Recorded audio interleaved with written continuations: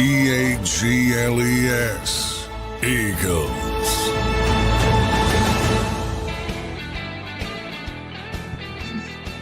Welcome in, everybody, to a Wednesday edition of Birds 365. Moving right along here in the week, preparing for Week 12's matchup, Eagles versus the Rams. This is Birds 365. I'm your host, Zander Krause. That's John McMullen, the number one Eagles beat reporter in town. Don't forget to give us a follow on X.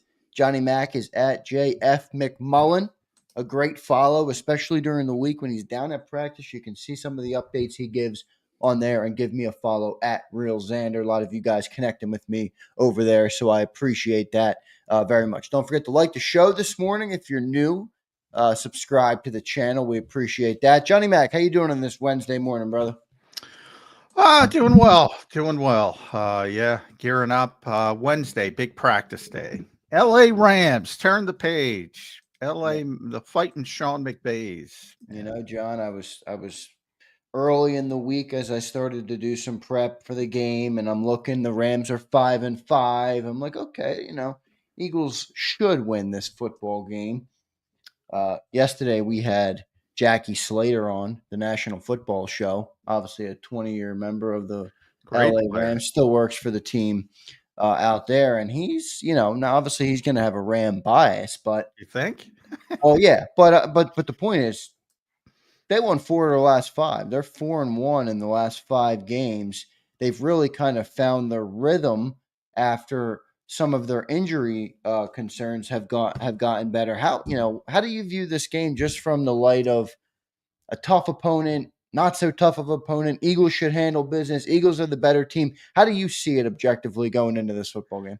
I think the Rams are good and not great. They're stuck in that sort of a little bit above mediocre, but the poor start was almost directly tied to the injuries and not playing with Cooper Kupp and Puka Nacua and a bunch of offensive linemen. So they, obviously they're better that now that they've gotten a bunch of those people back and they've had some impressive wins. They beat Minnesota, they beat Seattle in Seattle. Boy, but that loss to Miami, I mean, I'm like, all right, they fixed it. And then they laid an egg against Miami at home. And I'm like, yeah, this team's they're okay. They're good. And a lot of it depends on how they show up. Are they playing their A game? Are we talk about this every week. Most of the NFL is stuck in the middle. You got a few teams at the top, and the Eagles are among that group, a few teams at the bottom, and then everybody else is in the middle. And they're in the middle. And if they play well, they could be a problem. They could also show up and lay an egg like they did against Miami a couple of weeks ago, and you say to yourself, what's going on with this team? So that's where I think they are. But I do think if you look at the stretch for the Eagles, this is one of the better teams they've faced since the bye. I think in a lot of ways it's, styles are about matchups. Styles make fights, everybody says. This is a tougher matchup for them because of the quarterback than Jaden Daniels was. In hindsight, obviously that's all hindsight, because I did mention I'm interested to see, I don't think Vic Fangio against Jaden Daniels was a good matchup for Washington. It was not. He came up with a game plan, completely shut him down.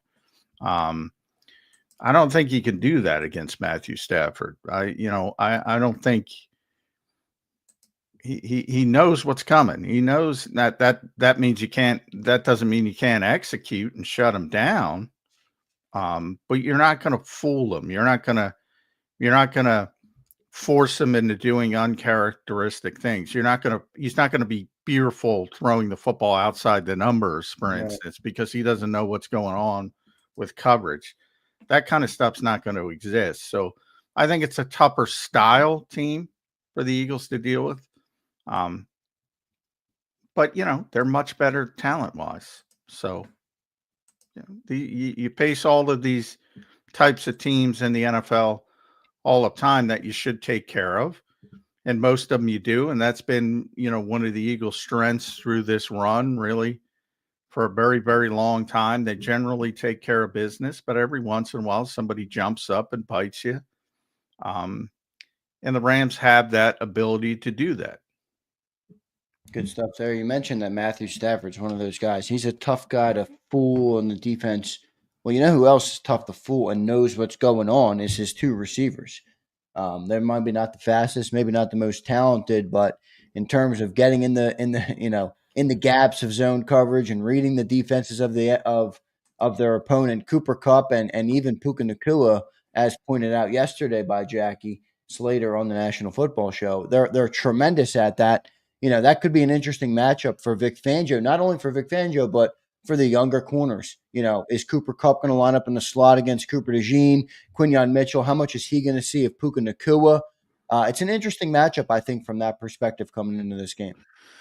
Yeah, no doubt. Those guys are, and all the motion, you're going to see the pre-snap stuff. That's going to test the young corners who, have played, off the charts, but haven't really seen what they're going to see this week with all the eyewash they're going to get, and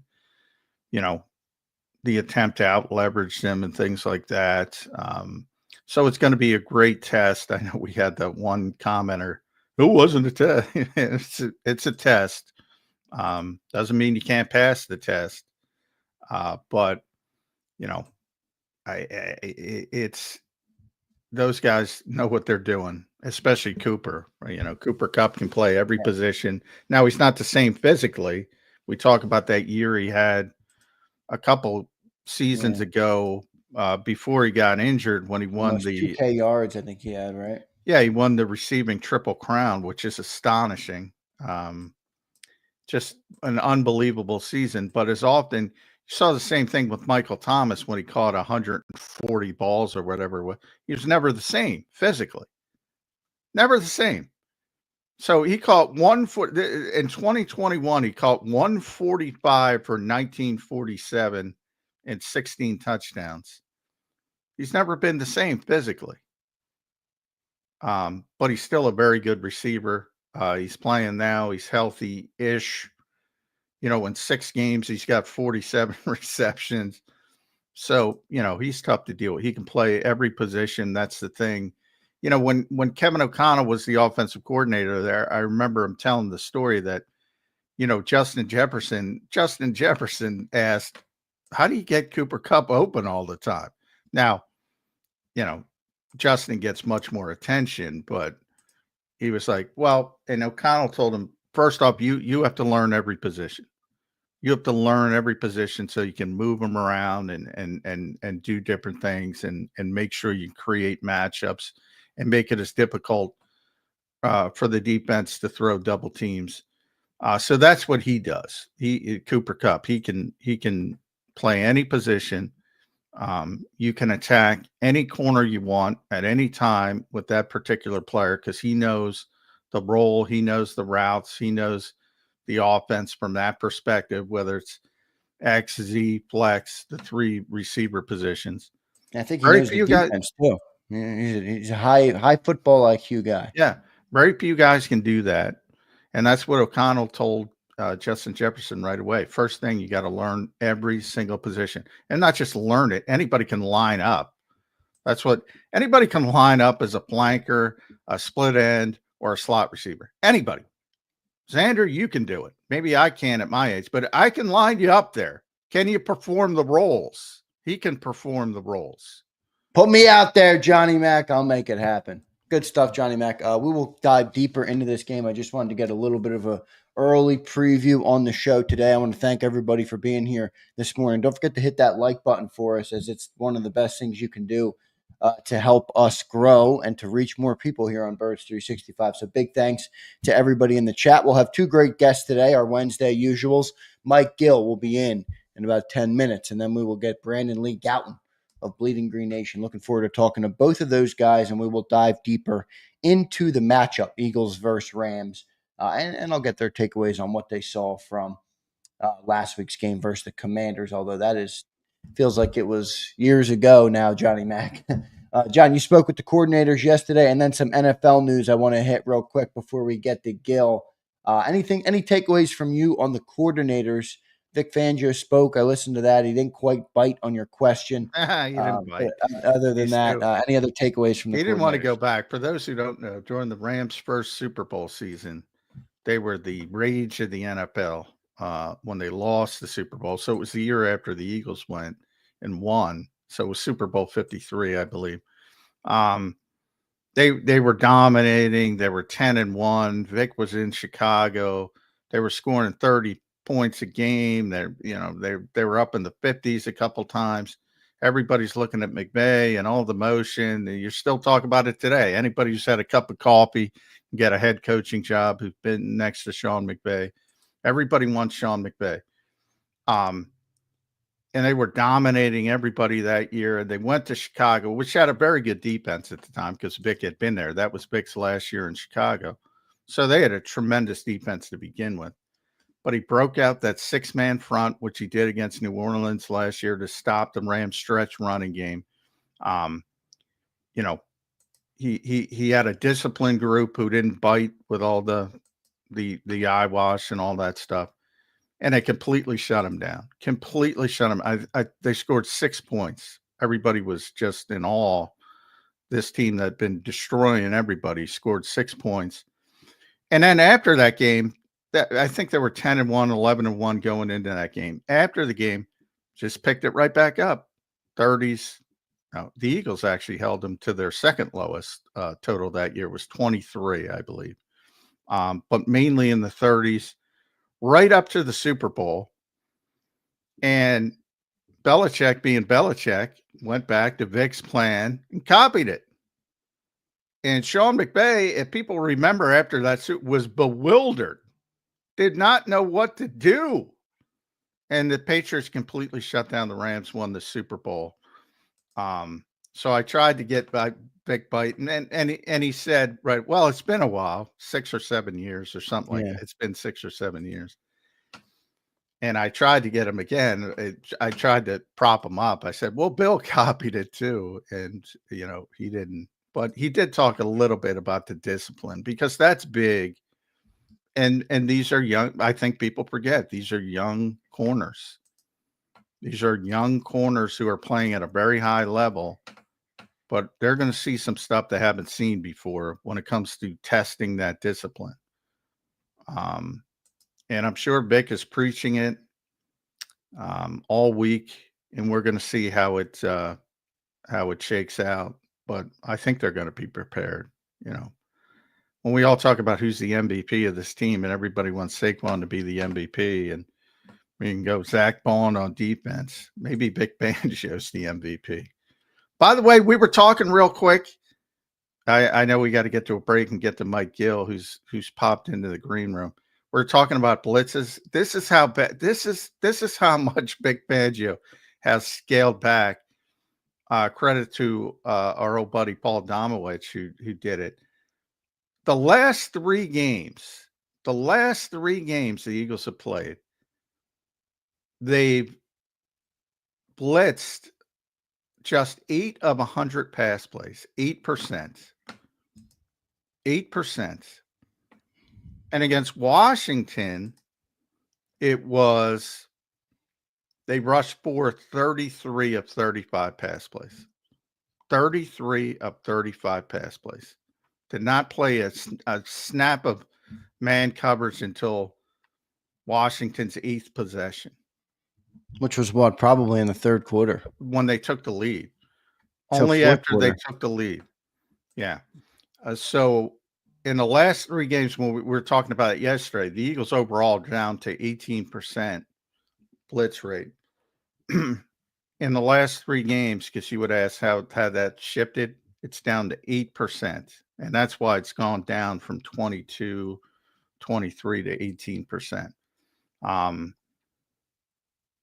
And it's working. So for the blitz, I joked about that. I've been told for years the blitz is everything. Well, yeah, it ain't everything. Philly's happy, John. Philly is not amazingly. They don't even know it, but they're happy. Well, they know the defense looks good. You got players flying around out there, Johnny Mac, making tackles, getting downfield, linebackers showing up, cornerbacks covering people, defensive line getting pressure. everybody's happy That's with the the whole defense. point. If you can get pressure with 4, why would you ever Yeah, blitz? that makes complete sense. You keep another guy in coverage, it makes it way Yes, harder to pass the football. I mean, it's obvious. exactly. Exactly. John, one other thing I want to get to before we get to Mike Gill. Obviously, some NFL news yesterday. An old friend of the Philadelphia Eagles, Joe Douglas. No. Are you going to No, ask if he's coming back? no, I'm not asking if he's coming back. I was just asking on your takeaway from him getting fired in New York, and it sounds like the owner went rogue a little bit. I don't really know what the full I don't. reporting is. I saw. First of all, owners can't go rogue. They can meddle, like they can do anything they want by definition. So, Well, would firing a coach without asking or talking to your GM be by definition be going rogue? I know no, you because own the he's the team. owner. And All for right. anybody else, yes, he can do whatever he wants because he's the owner. Should he do it? No, of course not. But that's why they're a bad organization. That to me is meddling. Yeah. I mean, no, you should hire people to do their jobs and let them do their jobs because Woody Johnson doesn't know jack shit about professional football. So, it's fine if you want to say, Robert Saleh failed, and I'm kind of with him on that. I would never fire a coach in season, but I never liked that hire to begin with. And then Joe, who I have a ton of respect for, so I'm biased in that estimation, but he's a great personnel guy. Doesn't mean he's a great general manager. And they've made plenty of mistakes, but if you hire somebody to do their job, let them do their job until you fire them. Evidently, he was not letting him do his job in the past number of weeks. If there's an athletic report out there explaining all the things that he just kind of took over. And, from that standpoint, Joe's going to get paid. So, he's probably happy to go back to Baltimore and with his family. And I thought you were going to go down the route. Should the Eagles, because I've already seen it. Should the Eagles bring back Joe Douglas? Not going to happen now. And, if they suffer more attrition, who knows? But him and Howie weren't really on the same page when he left anyway. So now that's a lot of years ago now. So time can heal all wounds and all that kind of stuff. But yeah, I would say that's doubtful. Yeah, I mean, look, why did he get fired? The quarterback, John, messed on 2 quarterbacks. I thought he did. Look, the Jets are the Jets. I always thought he did a pretty good job in New York. I know he didn't get the quarterback, and I know it A lot of obviously good hasn't draft worked picks, with but Aaron, if you but screw up the quarterback, yeah. yeah, I mean, you can't, you miss on 2 quarterbacks, you're going to be gone. That's just it in the NFL as a GM. You got to get the quarterback right, and that's why you see so many do whatever they can to try and get the quarterback that they believe Zach in. Wilson, man. The Eagles love Zach Wilson. Yeah, I mean, you get these kids, you evaluate them. You don't know, and Mike and I will probably get into some Sixers. We shouldn't. Joel Embiid's a perfect example of this because he's incredibly gifted basketball player. Incredibly, just rare. You may have never seen it before at his size, the athleticism, blah, blah, blah. He doesn't all the bullshit Nick Sirianni talks about and people roll their eyes about, the culture, the winning atmosphere, he doesn't have it. You don't show up. You don't have it. I always tell the story about Kobe Bryant going, Allen Iverson's out there talking about going out to the club and Kobe's like, I'm going to the gym after the game. After the game. The always Jordan's work ethic is legendary. LeBron's is legendary. You do have that God-given ability, but it's coupled with the rare work ethic. Right. That's when you get the true superstars. Right. There's a lot of talented players out there that don't ever live up to it. There's very few that have the talent, have the work ethic, like you said, and ultimately reach their potential. Good stuff there, Johnny Mac. Let's get to our commercial break. Mike Gill in the green room waiting to talk to Mike. We'll be joined by Mike in a couple of minutes here. Before we get to our break, I want to thank everybody for being here. Hit that like button. Got a good crowd in here already this morning. Just 5 days, would it be 4 days away, 5 days away now from the Eagles taking on the Rams on a Sunday night football matchup. Before we get to the break, let me tell you guys about the great people at BetUS. Go check them out. Use that promo code I just put on your screen. It's YouTube150. It gives you a 150% sign-up bonus on your very first deposit, and you get 125% on your second and third deposit, all up to $2,000. So deposit less and bet with more at BetUS. Go to betus.com.pa. That's betus.com.pa. We'll be back in 3 minutes, everybody, on Birds 365. If you missed any of today's show on the JAKIB Media channel, listen to the podcast on your way home. Available on YouTube, Apple, and Spotify. He's blocked well and tries to cut through the middle. Oh! Your gut says Miami is going to win, and you should take the over. Your gut also said your NFT selfies would only go up in value. They didn't. But your head is on Sports Grid and knows the QB is in concussion protocol. The backup has a 45 QBR against the zone coverage. The New York D has the most sacks in the league. So yeah, trust your head. It's smarter to be on Sports Grid.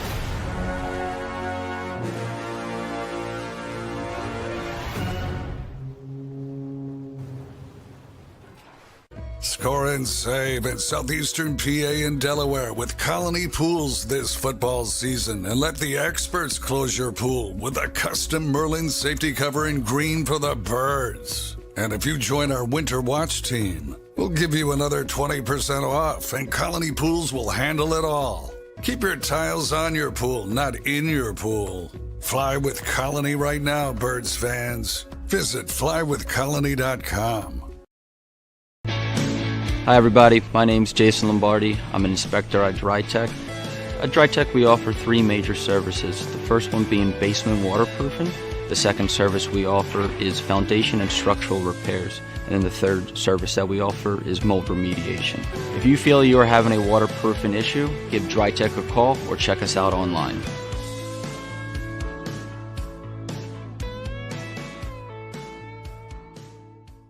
Heading down the shore, have a ball once more. Here, imaginations run wild and time stands still. Because here, you can find the best of the Jersey Shore, all on one 5-mile island. So leave the old you behind and get lost in the woods. Wild, wild, wildwood. Plan your stay in the Wildwoods today. EAGLES. Eagles.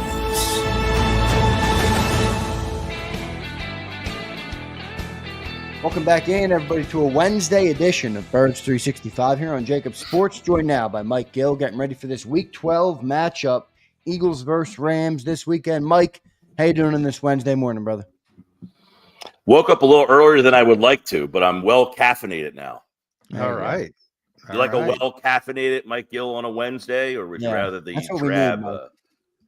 We get that powerful voice going early in the morning. I like that, Mike. So, yeah. Where should we start? Should we start with Vic Fangio and this defense, or should we start with little Joel Embiid?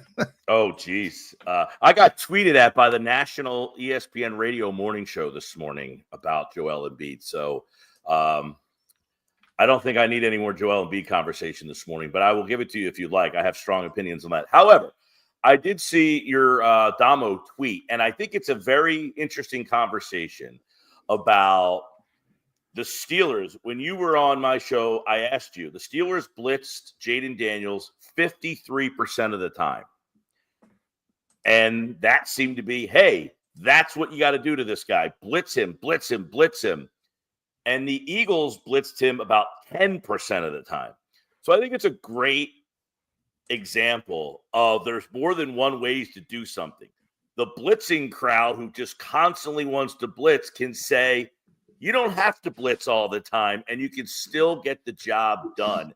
You know, you guys were talking right about at the end before I came on about you don't want to blitz. You want to keep that extra guy. I had Malcolm Jenkins on my show about 2 years ago, and this was about John Gannon. And everybody was complaining that John Gannon didn't blitz enough. And Malcolm Jenkins said, any coordinator worth his salt does not want to blitz or have to blitz. A blitz is a gimmick. And a coordinator doesn't want to have to use a gimmick to get to the quarterback. And, you know, it's very natural for fans to want something gimmicky. That's what marketing is. Do something gimmicky to grab you and bring you to our product. Like, I don't know, Mike Tyson fighting Jake Paul. Oh, get me started on that. Yeah. That's a gimmick that works. That's why blitzes Definitely work. works. It's a gimmick to grab fans because it's aesthetically pleasing when it works. What the Eagles are doing right now is very admirable because they are not blitzing and they don't have a A-level edge rusher. That is what I think is pretty interesting about how the Eagles defense is succeeding without having a TJ Watt or a Micah Parsons or even a Hassan Reddick. Yeah. And one thing when I remember saying on your show about the Pittsburgh stuff, I do know one thing about Vic, and Vic does not care what other people do. So I think I mentioned that on your show. He's not looking at what somebody else is doing, and I'm going to copy that. He does not care. Well, we hear so much about it being a copycat league, and yet here's Vic Fangio saying, you blitz 53% of the time. I'm not going to follow that. So, you know. And by the way, he would if he felt that was the best way to win with his talent. But, you know, from his perspective, and I think a lot of this is lost because of what you mentioned and the splashiness of having a Hassan Reddick level edge rusher. And the Eagles don't have that. I think the perception is that the defensive front has gone downhill, and they've been off the charts for, you know, since the bye week, playing at a high level. They're just doing it a different way, and it still remains the strength of that defense. So when those guys are getting home and creating pressure, I mean, it's dumb to blitz. It's dumb. Well, we see so many times, especially, listen, there are times and places you can pick your spots. The Eagles have done a great job of picking their spots this year. And a lot of teams have, look, some teams are predicated on the blitz. And like Malcolm Jenkins had told me, look, it's a reason to cover up that you don't have good enough personnel. If you don't have the personnel, yes, you're going to be a coordinator that has to send more pressure. But that's what makes the Eagles interesting, because you would think they fall in the category of not having the personnel and therefore having to do something kind of gimmicky to generate the pressure. Yeah, they haven't, because, you know, Jalen Carter's a big part of it, and the group as a whole. Josh Sweat's having a big year, even though, you know, maybe the numbers aren't there from a sack standpoint. I think everybody gets boiled down to sacks, and really, you know, I remember, you know, Minnesota is always at the top of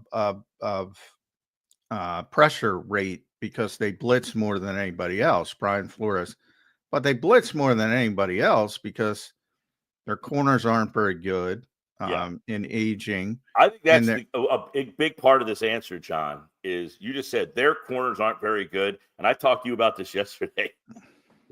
The Eagles' corners are pretty good. I mean, Quinyon Mitchell has turned into a guy that you have to talk more about as why this defense works.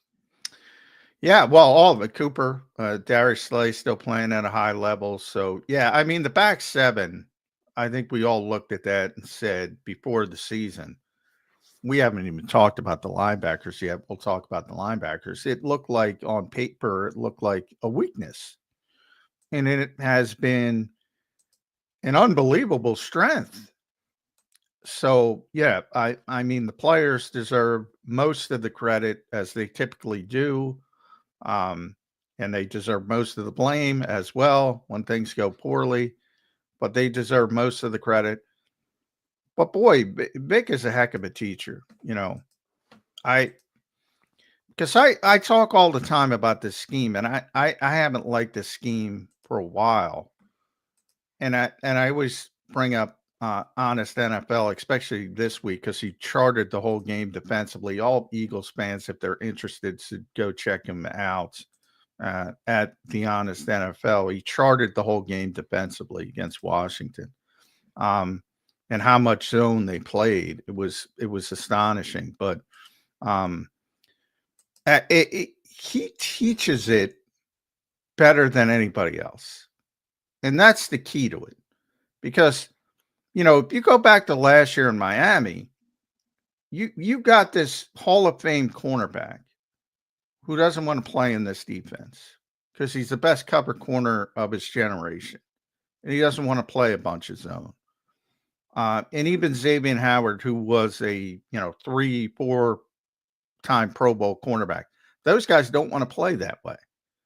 And it's counterintuitive to say, all right, you were one of the most talented cornerbacks who ever lived, and he's not as good in the defense as maybe somebody who accepts the role and is excelling at the role. So in a weird way, it's better to have guys who are sort of a blank palette who haven't done anything and don't know enough to complain. And I want to do this and I want to do that because that's how you get paid in this league.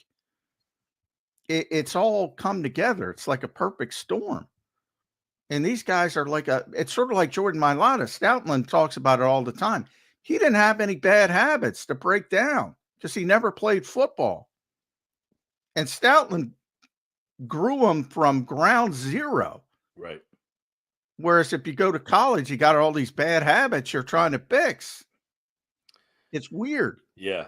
Well, and listen, I think we always have preconceived thoughts about what a team might be or a player might be. And it takes a lot for people to change those thoughts and then accept what they might have changed into, because you don't want to change your thoughts. You want to say your initial thought was right. And that's where this believing in this defense is hard, I think, for people, because the linebackers, these guys aren't any good. The linebackers, they didn't put any money into these linebackers. Well, now that they're playing really well, are people changing those thoughts and saying, you know what, I believe in these linebackers? Same with, the edge rushers and Quinyon Mitchell being a rookie. You don't know anything about him. Darius Slay, was he going to get old? People, I think, last year thought he was slipping a little bit. So I think the preconceived notion was this defense wasn't going to be any good. But have we allowed ourselves to believe now that the defense is actually good, or is it a byproduct of the opponents they have faced? I think that's where we are right now with this team. I think you're spot on. I mean, if reading the comments on here on JAKIB and just where everybody is, that seems to be where it's at. I guess in a way you're cautiously optimistic, where I think we can be good, Mike, but how good? I mean, right now we're number one. Like we literally are talking about the number one defense. I mean, are we the number one defense in the NFL? I don't know, but we are right now. Gannon had the number 2 defense in football, and nobody liked that defense. So yeah. By the way, Vic has never had a number 1 defense. Yeah, I think the one team that they really handled for the most part was Cincinnati. That's probably the best offense they have faced. Green Bay in week 1, and Green Bay had a pretty good night against them, but the Eagles were kind of learning who they are and what they're doing. Yeah, doesn't week 1 kind of fall into that category of I don't think too much from it? Yeah, I don't know that you put a lot of stock in the week 1 effort, but the Cincinnati game is really the one where you're like, okay, that offense has done a really good job against just about everybody they've played since that game. I mean, God, Joe Burrow threw for 5 touchdowns, 4 touchdowns, 400 yards, another 350 and 4 touchdowns. So they've been having their way against these defenses, and they were not able to do that against Philadelphia. I don't know that one game against Cincinnati is enough to change people's opinions to now buy into the defense. However, you're going to get some tests coming up here. This Rams offense, not great, but they have some weapons. They've had some injury issues. So I don't know if they shut down this Rams team. Will people on Monday be like, all right, I'm buying into this defense now? Will it take them shutting down the Ravens in 2 weeks? So I'm very interested to take the temperature of people on this defense, because when you tweeted out, John, that they are the number 1 defense, I'm thinking back to the John Gannon defense that was number 2 in the league, and people hated that defense. Yeah, well, they hated the guy running it. They don't hate Vic yet. We'll see how it shakes out. But, it's interesting. You look at the schedule. You and I talked about this in 2020. If you don't believe anybody's anything, you can't beat anybody. So everybody's like, who can you beat? Kansas City? And guess what? They're not even playing that well offensively this year. Buffalo, Baltimore, maybe. Green Bay, maybe. You already played Minnesota, maybe. Who else? Anybody? Detroit, obviously. Yeah, should have mentioned Detroit. Other than those teams, who can you play?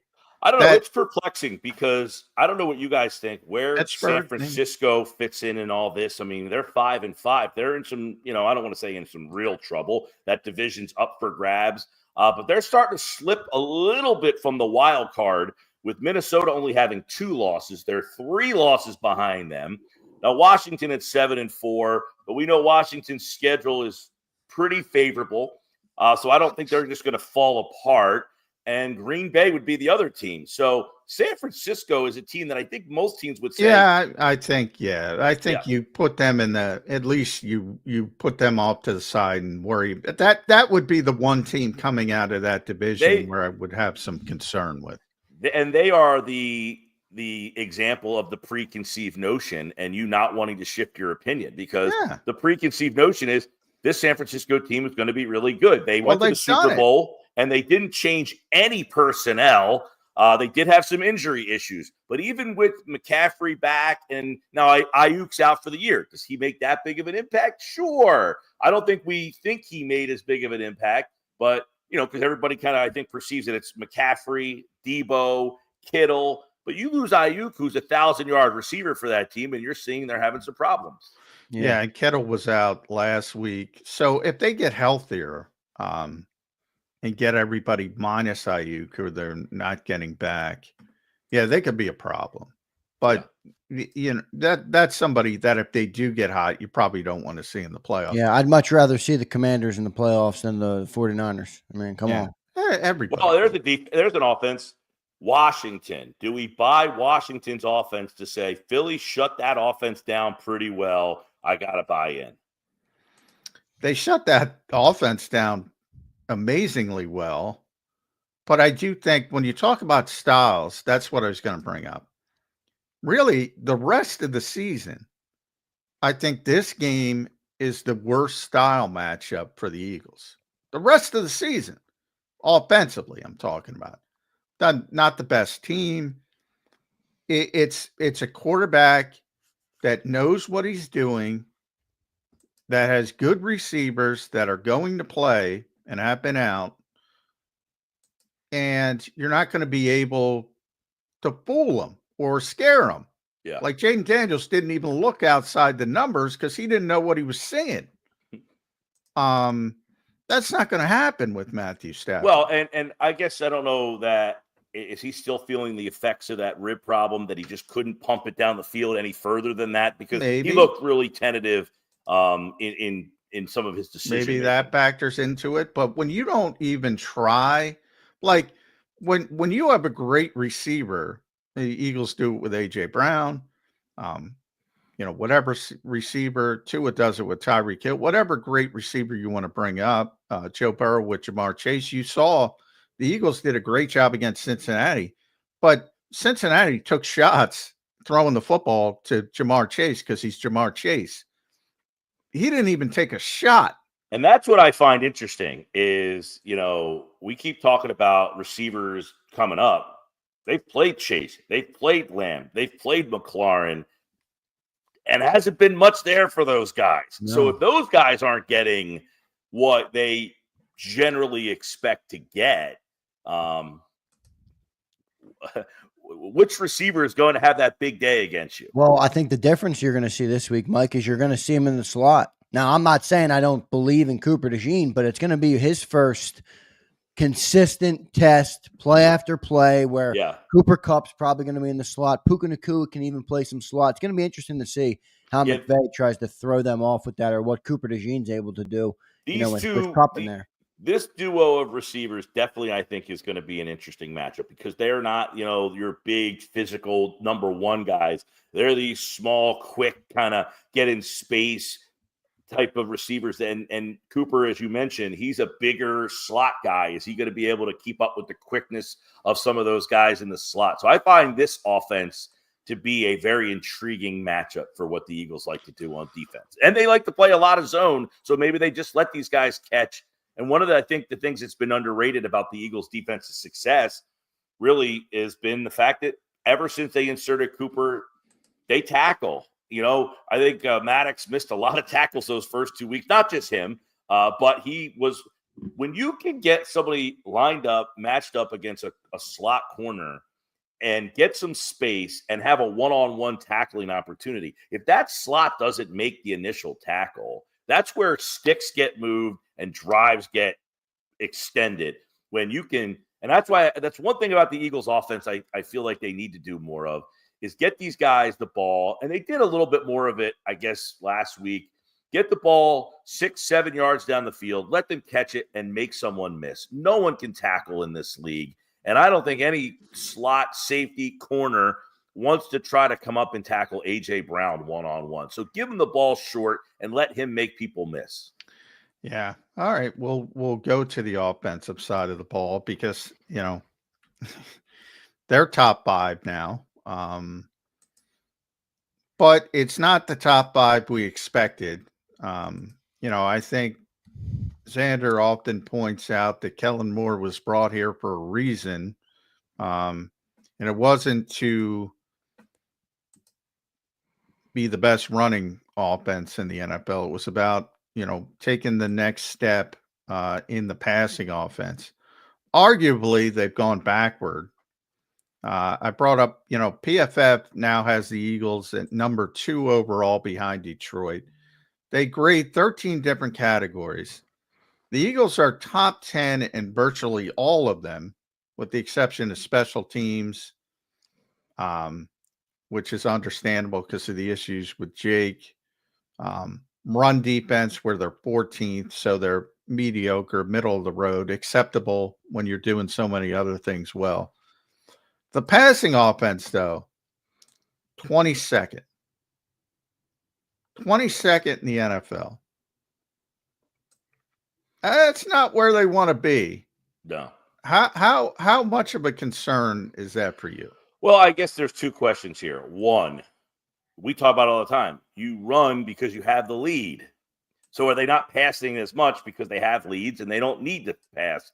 The question would be then, okay, if that's an acceptable answer, can they throw when they need to? And I think the answer to that has been yes and no, because they have had a lot of big plays in the pass game down the field. The question, I guess, is if they're down and they need those little 7, 8, 6 stick-moving plays, are they fluid enough in the pass game? That's where, for me, that's what my question. The pass game has been dynamic, but it's not fluid.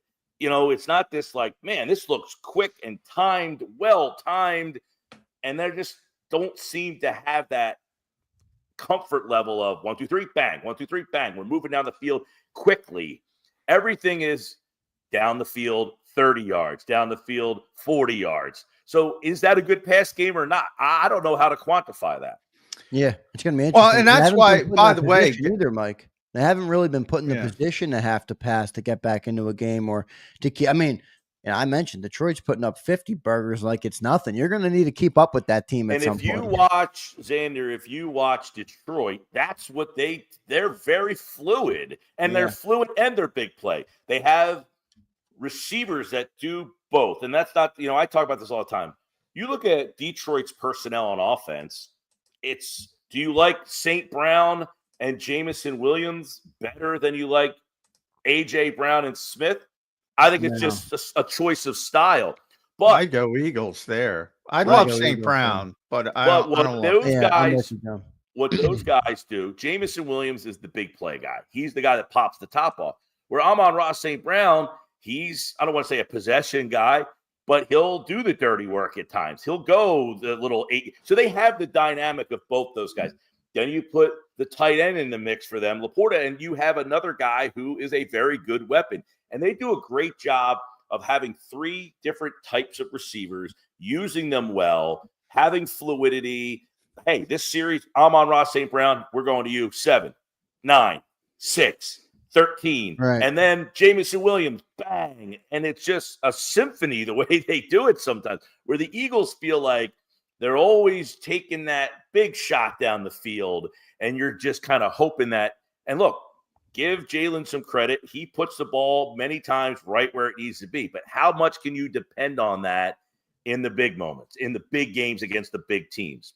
Yeah, Detroit also has the 2 different styles of running backs, which I Running backs, love. The complementary styles of running backs. You know, it's weird you say that, and I think about the Eagles receivers, and I'm like, do we not use our receivers the right way? Because Devontae Smith, to me, would be a great possession receiver like you're talking about, 9, 12, 14, 6. All here. And I think AJ would be great at that too. They can both take the top off, but they both aren't one way or the other. They're both versatile receivers. Here's my problem, and that's why I brought up. I think, when you talk about the Eagles having the number 1 defense, that's by traditional NFL metrics, which is total yards, which, to be honest, is meaningless, but I throw it out there because the fans love it. Whatever. Same thing with top 5 offense. I bring up the PFF rankings. They're more important to me because it's not about the yardage. It's not about, you can explain some of the yardage away by saying what you said, Mike. Well, they're winning late. They're running the football to close games. I don't care about the lack of yardage. This is about efficiency. Yeah. They're grading every play of every team, and they got Philadelphia ranked 22nd in the passing game. That's based on film work and efficiency, not yardage, not any of that bullshit. So that's not factoring in that they have a lesser passing game when they're winning games. You're talking about, yeah, okay. It's going play to play and grading what should have happened. What's the goal on this particular play? What should have happened? Was it up? Was it down? Was it in the middle? Was it expected? Non-expected? That's the problem. That's the problem. They're leaving meat on the bone in the passing game. Yeah. Well, and they're leaving meat on the bone in the passing game, and I don't know how that's quantified in terms of what they're missing on plays that they do get yardage on. Or, like there are times, and you'll see it very rarely, A.J. Brown, quick slant, catches the ball 6 yards down the field and then drags a guy for another 4 to 5 yards. And you're like, bang, they go right back to it. And you're like, they're not stopping that play. Where did it go? Brown, 6 yards, bang. And they just get away from it. But the meat on the bone part too, which is frustrating, is these underneath plays that seemingly are there that Hurts doesn't pull the trigger on. Is he looking for a bigger play? Is he just not seeing those guys? Because it seemingly is week to week where there are multiple times where there's a guy open in the flat and those guys are open and you're missing them as well. Yeah, well, and getting back to Kellen Moore, that's what he was here to do. So is he a success or is he not a success? Well, I think you got to say he's been a success in that he has, well, that's a good question. He has, I don't know if he decided or shifted to, I have this weapon in the backfield and I'm going to utilize it. Now, I don't even know that he utilizes it enough or creative enough or I don't know. I'd like to see them get Barkley the ball in the pass game a little bit more. Similar to what they did last week. There was a little dump off right over the top of the line of scrimmage, catch the ball, boom, 40 yards down. Well, that's a positive. That's something he never did. And you see, it's a dump off. And by the way, nobody's near Saquon Barkley because they don't expect him to dump it off. And he makes one guy miss, and he's got a 40-yard gain. And not only are they not expecting them to dump it off to him, you've got to account for the other guys in the pass game, Brown, Goddard, and Smith. I mean, you can't just say, oh, we're going to keep our eye on this guy who never catches the ball, because they got these three guys that can kill us. And that's what we talk about. You asked, has he been a success? I think you look at Saquon Barkley. I remember talking about this back in August. Hey, you signed Saquon Barkley, or whenever they signed Barkley, I guess, as we were getting ready for training camp. But you signed Saquon Barkley. I said, this guy better get like 18 to 1,900 yards, because you had two backs here that got 1,000 yards rushing and added a couple extra 100 yards. So they were about 1,400 yard total yard backs. So you're going to pay this money for Barkley. He has to basically be better versions of those two guys, and voila, he has been. So kudos. And that's where I was. I had him at 1,650 to 1,700. Yeah.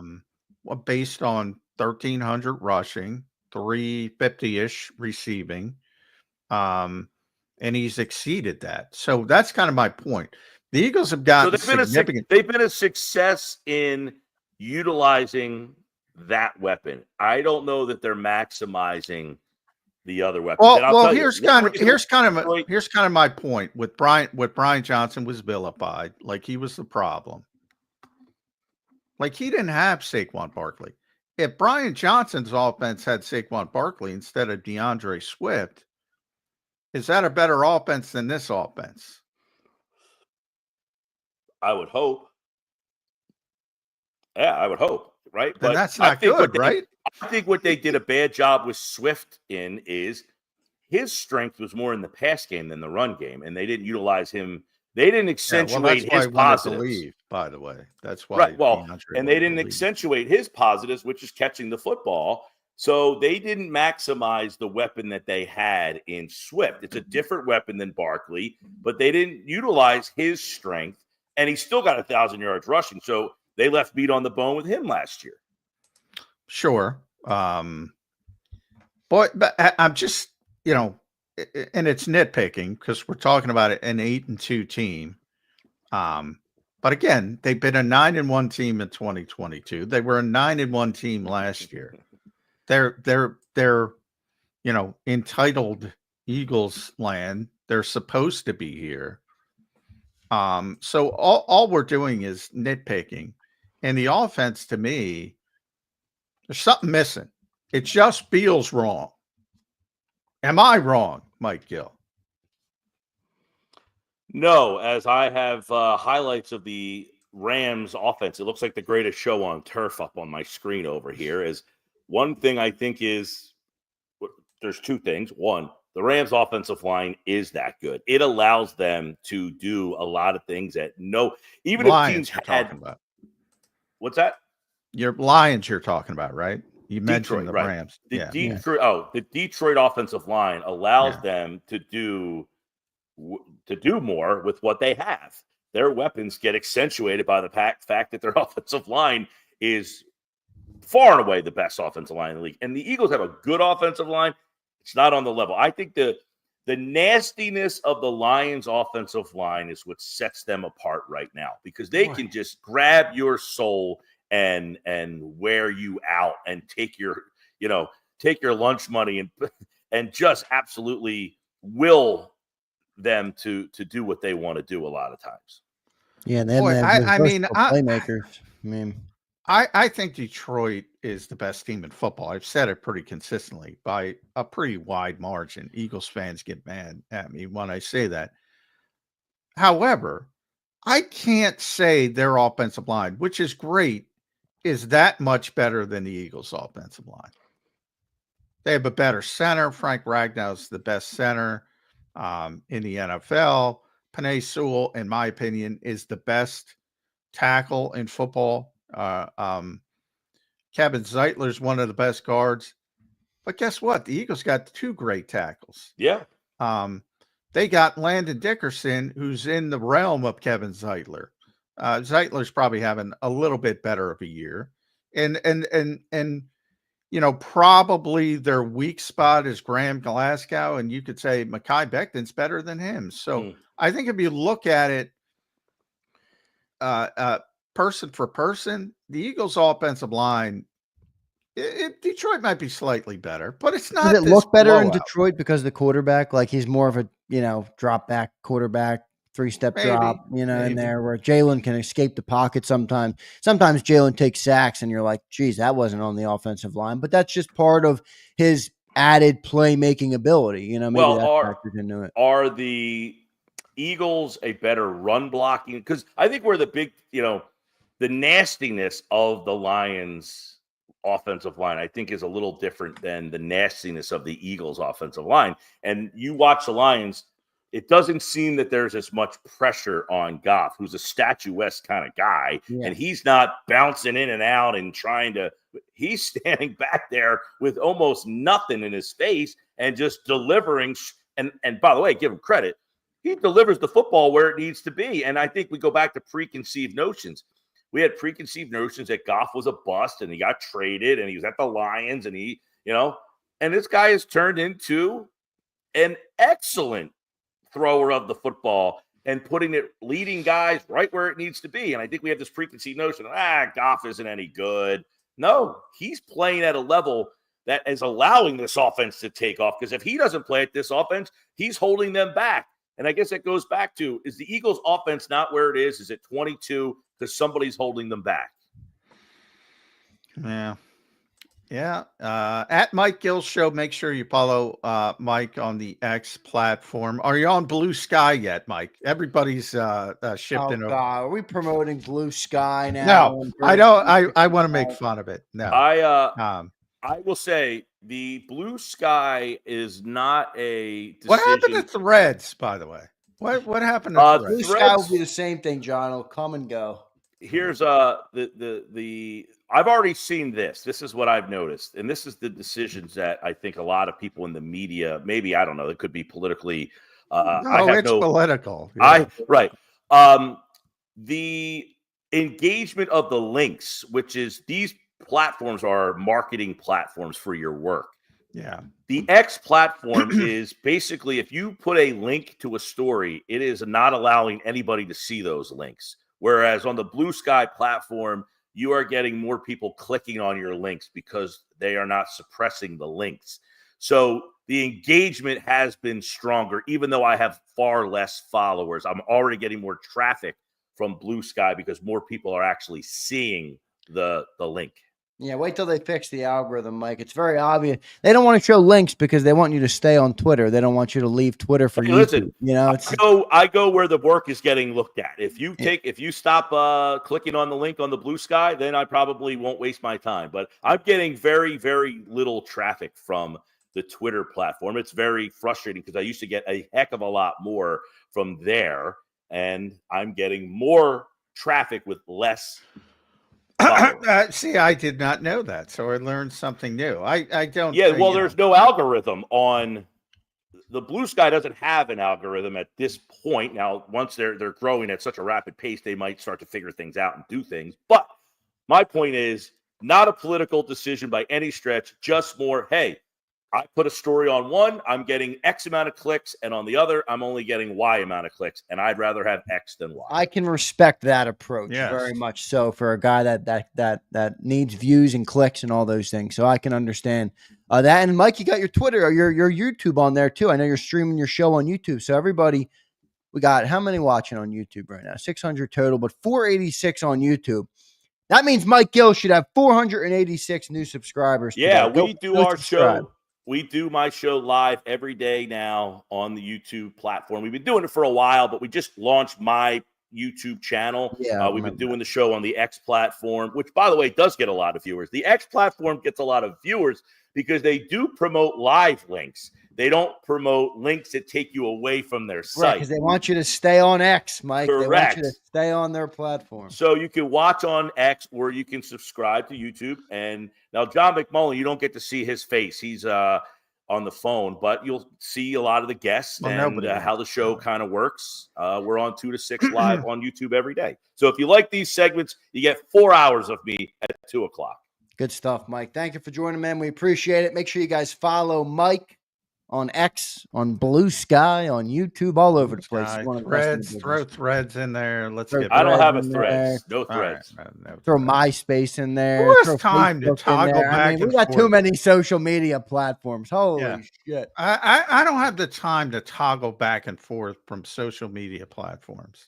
John, Already, I'm I'm like, YouTube, dude. I barely get off already, YouTube. I'm getting prodded to promote this and promote that more. I'm like, I don't have time for this shit, man. It's I like, hear you. it's, And I'm running out of interns, man. My interns keep moving on, and they run a lot of my social media stuff sometimes. yeah. We need an intern, Zander. We need an intern. Believe me, I know that. All right, Mike. Thanks for joining, brother. We appreciate it, man. We'll talk to you next week. All right, guys. See you. Thanks. See Good you, stuff Mike. from Mike Gill there on Birds 365. Love talking to Mike Gill. Johnny Mac, you're not going to end up on Blue Sky now, are you? No, I'm not going to go. I literally, I don't have time. I don't either, to dude. I spend. don't, like I said, I don't leave YouTube. This is where our money's made. I don't leave YouTube. I barely go on X. A lot of people do the play-by-play of training camp. I'm like, I'm trying to watch fucking practice to learn about this team. Yeah. Yeah. So I don't know. Value what you value, but if you're valuing Twitter or X or Blue Sky, I mean, you're part of the problem. I go where the people are, but YouTube, like I said, YouTube is what JAKIB is. So I care most about YouTube, obviously. John, everybody builds a following on all these. Well, we have a 2-hour show. I'm talking about, No, I know what you're talking about. Like, yeah, when you're at practice and Elliott Shore Parks has 644 tweets in the duration of practice, you're not going to be able to do that. No, I mean, not if you're doing the job seriously. No. And I'm not picking on Elliott, but no, yeah, I know what you're saying. Mean, and what does it matter at this point? November, we're at November 20th. Is anybody talking about, that Jalen Hurts interceptionless streak in training camp? Like, who? I get in the moment. Look, that's what's going on. Yeah. That's what we're talking about, and that's what we should be talking about.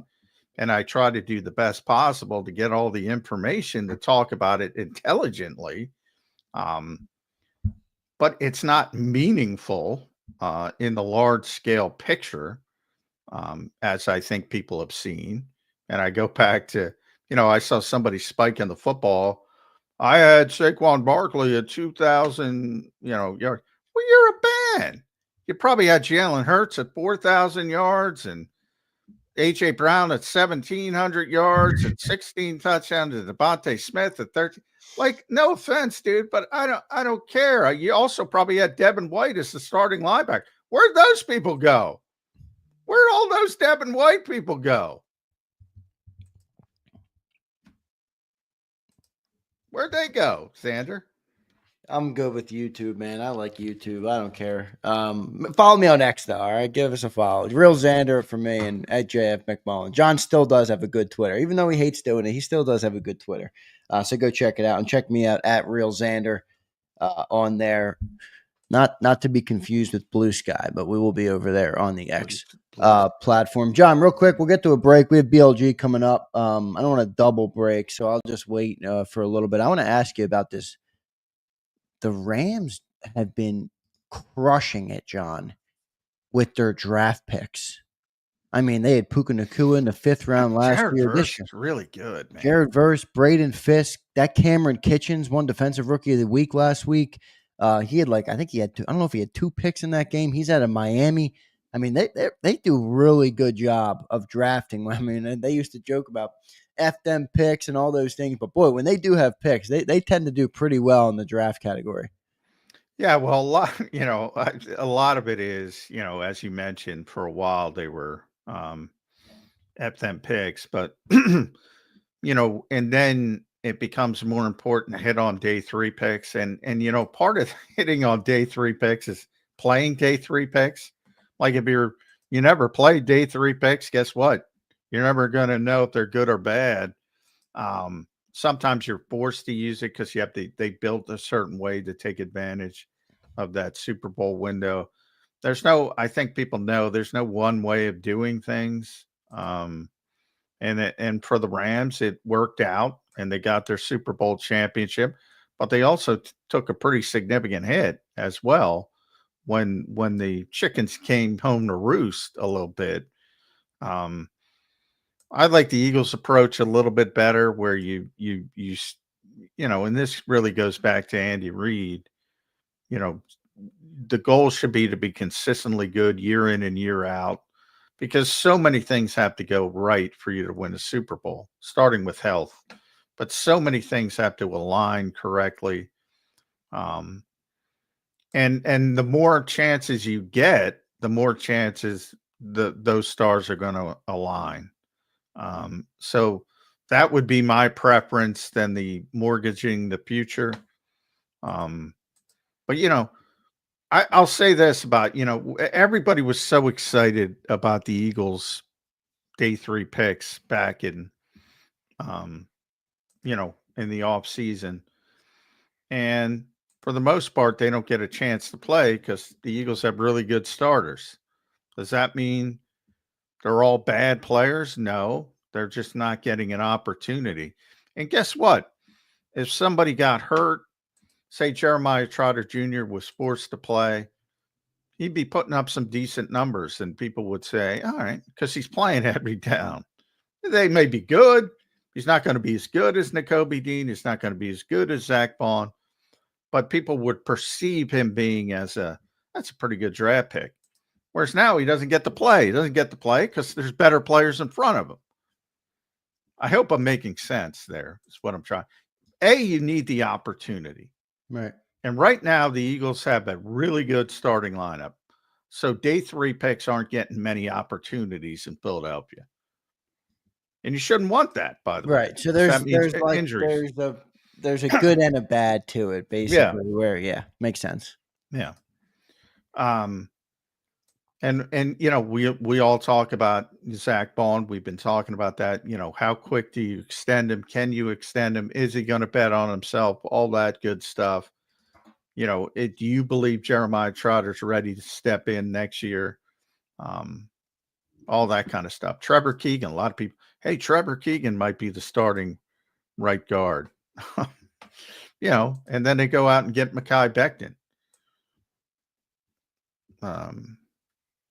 This starting 22 for the Eagles is pretty good. So, you know, and they've stayed healthy. That explains a lot of their success. No doubt. John, looking at this Rams defense, not the greatest defense in the world. They're ranked down at 22 in the pass, 23 overall, and rushing they are 18. So all in that 18 to 22 to 23 range. When you look at this game, how do you expect the Eagles to attack? I know it's probably based on how the game is going. That's always the answer. But coming into this game, what would be your approach to attacking this Rams defense for the Eagles? Well, nothing stands out with the exception, I would say, look, they're trying to, and anytime you lose a player like Aaron Donald, you're trying to figure it out. I will say I'm very impressed by Jared Verse as a rookie. A tremendous, consistent pressure player. I didn't see that coming so quickly. But and they're pretty talented on the front with, you know, probably some lesser names that people don't recognize as much, but they can play. Kobe Turner can play. Bobby Brown can play. Braden Fisk, we talked about, another one of the rookies, really athletic. So they have some understated rising players, I would say, defensively.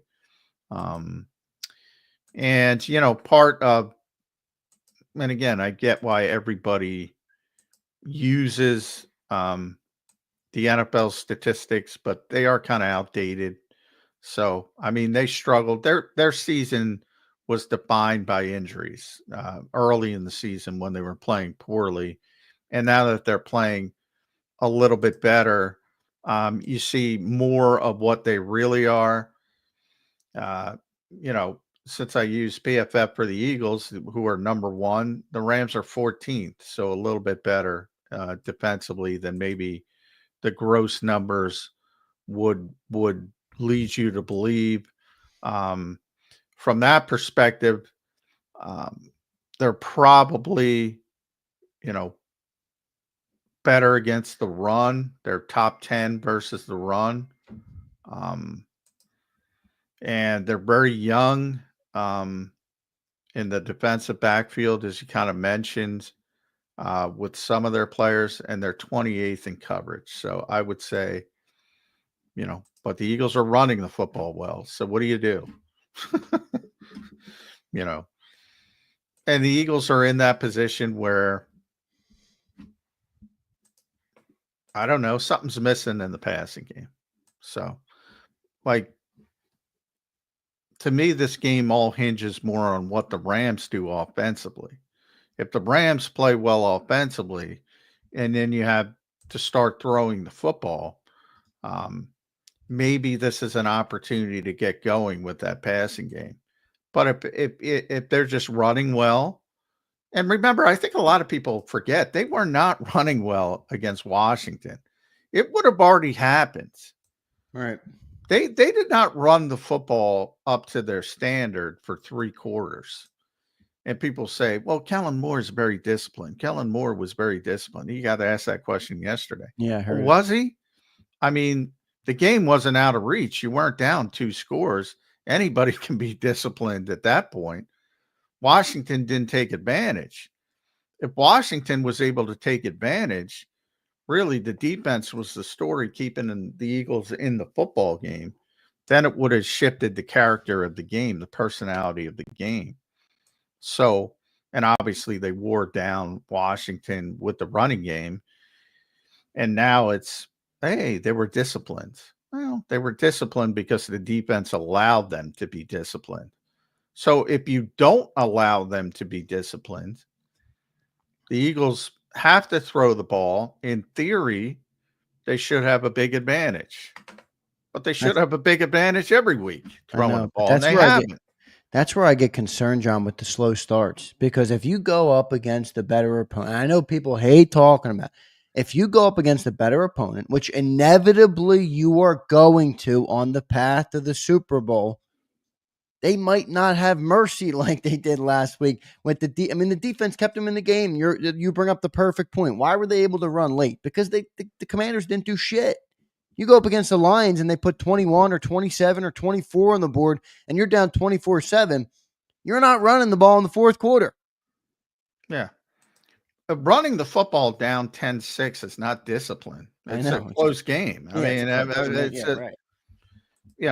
Now the discipline aspect is, okay, it's not effective for 3 quarters. Maybe some coordinators would say, well, we can't run it today. But most, as long as it's a close game like it was, most good coordinators are going to stand with it and keep with it. So, I thought that was overstated. The defense kept them in the game. If it were 17-6, it changes the whole complexion.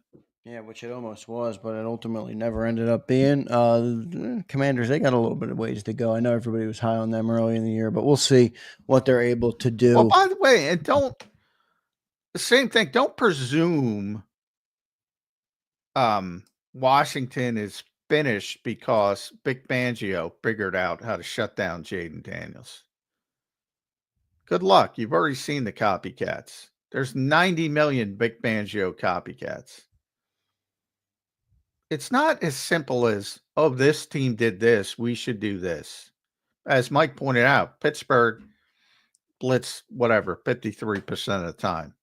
I told him all week, I go, Vic doesn't care about that. He doesn't care about it. Others do care about it. And others might say, let's do what Vic did. It's not going to work. Not going to work unless you teach it properly, unless you execute it properly. And that's the trick. That's the difficult part. Be interesting to see. Yeah, it'll be interesting to see how this game plays out this weekend, John. I mentioned they're 4-1 in their last 5 games. Now, I know they looked pedestrian when they played the Dolphins. They had wins over the Vikings, they had win over the Steelers or the Seahawks, and a win over the Patriots, and then they beat the Raiders as well. All pretty close games, but Vikings and Seahawks are 2 solid wins there. Then they lost to the Dolphins, and they got back on the win column last week versus the Patriots, which wasn't really the prettiest game either. But they beat the Vikings, they beat the Seahawks. They shouldn't be slept on as a team. Yeah, they're okay. I mean, they're okay. They played well. They played well against Minnesota. That's probably the best team they beat. Now, that was a primetime game, so I forget if it were Sunday or Monday. But I forget what it was either. I know it was primetime, and I remember watching and being like, boy, yeah, Matthew Stafford was great in that game. And that's sort of, if they bring that level of play, they're going to be a problem. But, they played well. I remember watching that game. They got a bunch of breaks as well. That happens in this over the legislated league. So, they're good. They're mediocre. They're above average. And if they bring their A game, you might have a problem. You might have a problem if they play like that, but they don't play like that every week. And that's their problem. They got some good players there. That Kyron Williams is good. Puka Nacua is good. Cooper Kupp is good. Stafford's obviously very good when he's on. So it'll be an interesting game. I'm looking forward to it. Sunday Night Football, too. Little prime time action, everybody. The lights are the brightest. The whole nation's watching the Eagles versus the Rams. It's a home game for the Eagles, by the way. Yeah, because it's at SoFi. That place stinks. I mean, it's a great stadium. That doesn't the stadium. No, awesome. Not the stadium. I mean, as a home for the Rams, they'd have just no. Well, Los Angeles stinks. SoFi's fine. Yeah, the people of Los Angeles stink. Yeah, I clicked on that. Yeah, they just don't get a lot of love out there, but that's all right. They don't care. Stadium. No, they don't. You're right. They don't care. They were more worried about celebrities and all sorts of bullshit. All right, good stuff. Let's get to our commercial break. Thanks, everybody, for being here. By the way, hit that like button on the show. We're doing pretty good on the likes today. I appreciate everybody being here. We have BLJ, Brandon Lee Gouton, in the green room from Bleeding Green Nation. He'll be joining us in a few here after the commercial break. Before I get to that, let me tell you about the great folks at BetUS. Go check them out, and you can see the promo code I put on your screen. It's YouTube 150. Gives you a 150% sign-up bonus on your very first deposit, and you get 125% on your second and third deposits, all up to $2,000. So deposit less and bet with more at BetUS. Big thanks to them for sponsoring the show today. Go check them out and use that promo code. And we'll be back in 3 minutes, everybody, on Birds 365. If you missed any of today's show on the JAKIB Media channel, listen to the podcast on your way home. Available on YouTube, Apple, and Spotify. He's blocked well and tries to cut through the middle. Oh! Your gut says Miami is going to win, and you should take the over. Your gut also said your NFT selfies would only go up in value. They didn't. But your head is on Sports Grid and knows the QB is in concussion protocol. The backup has a 45 QBR against the zone coverage. The New York D has the most sacks in the league. So yeah, trust your head. It's smarter to be on Sports Grid.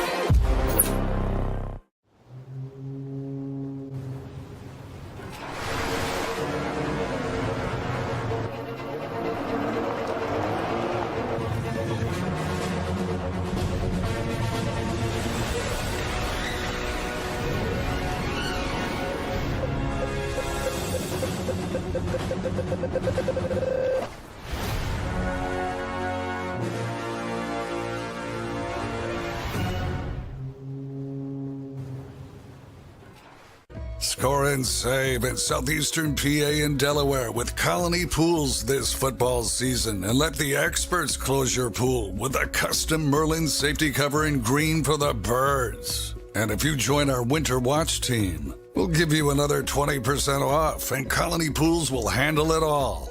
Keep your tiles on your pool, not in your pool. Fly with Colony right now, Birds fans. Visit flywithcolony.com. Hi everybody, my name's Jason Lombardi. I'm an inspector at Dry Tech. At DryTech, we offer three major services, the first one being basement waterproofing. The second service we offer is foundation and structural repairs. And then the third service that we offer is mold remediation. If you feel you are having a waterproofing issue, give DryTech a call or check us out online.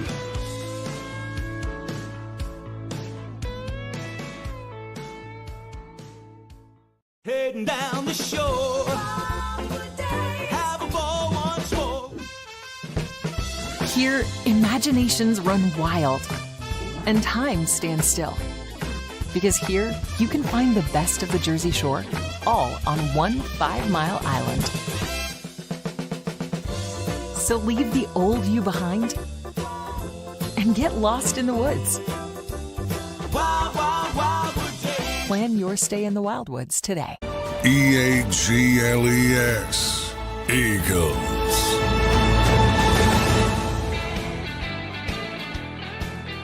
Welcome back in, everybody, to a Wednesday edition of Birds 365. Joined now by Brandon Lee Goutwin of Bleeding Green Nation. BLG, how you doing on this Wednesday morning, man? What's up, guys?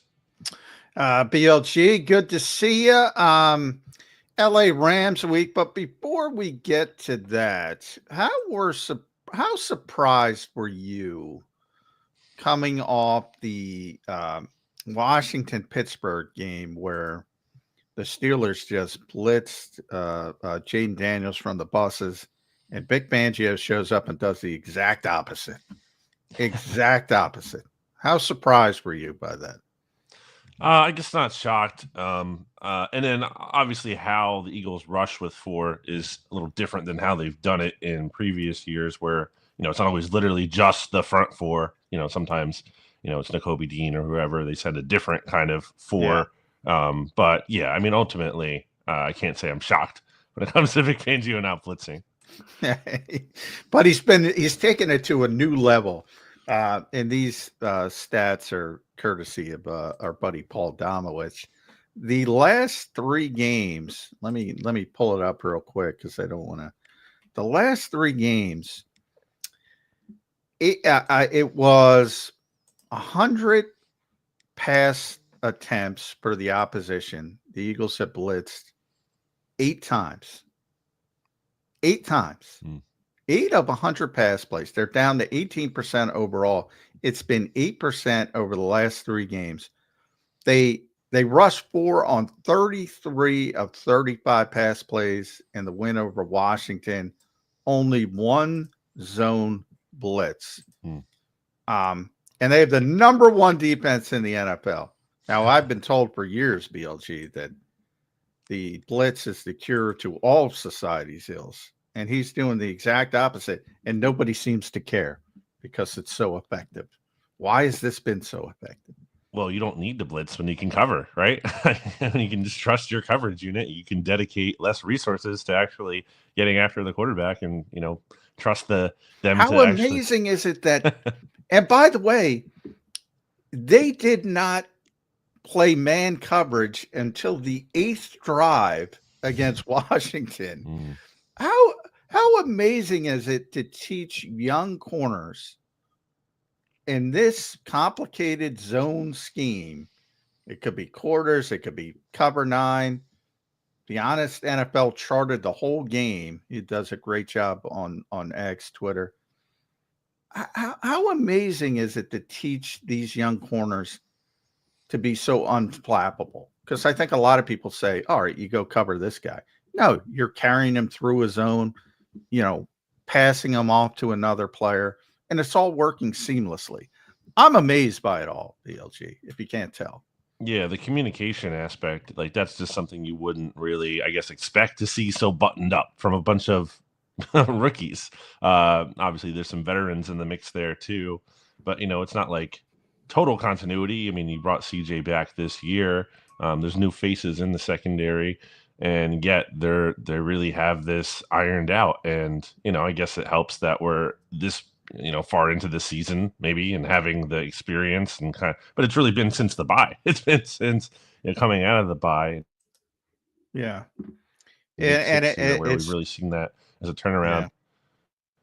Yeah, and it's been very, very impressive, and Vic deserves a lot of credit, but even more so, it's the players. I mean, let's be honest. He can come up with great plans, but they have to execute. So with Quinyon Mitchell and Cooper DeJean, obviously they've been home runs early in their career.